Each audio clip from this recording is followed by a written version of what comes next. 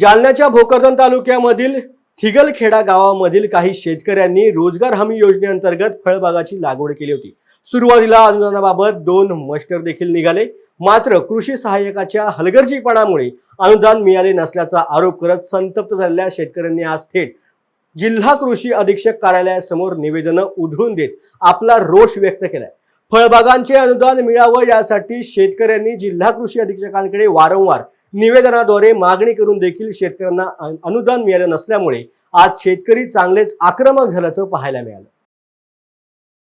काय काय झालंय, का आक्रमक झाला, कागद उधळले तुम्ही कृषी अधिकारी कृषी विभागाच्या हलगर्जीपणामुळे रोजगार हमी योजनेचे फळबाग लागवडीचे पैसे मिळत नसल्याने आम्ही अनेक निवेदन जिल्हा कृषी अधीक्षक, उपविभागीय कृषी अधिकारी, जिल्हा अधिकारी, विभागीय कृषी सहसंचालक यांना सगळ्यांना दिले, तर त्यांनी दखल घेतली नाही। त्यामुळे आज आम्ही संतप्त होऊन निवेदनाची होळी या ठिकाणी करण्यात आलेली आहे आणि शासनाला माननीय मुख्यमंत्री आणि कृषी मंत्री विभागीय आयुक्तांना विनंती करतो की त्यांनी तात्काळ शेतकऱ्यांना फळबाग लागवड अनुदानाचे पैसे देण्यात यावे। तसेच या हलगर्जीपणा करणाऱ्या कृषी विभागाच्या अधिकारी कर्मचाऱ्यावर कायदेशीर कारवाई करून निलंबित करण्याची मागणी या ठिकाणी आम्ही शेतकऱ्यांच्या वतीने करण्यात येत आहे।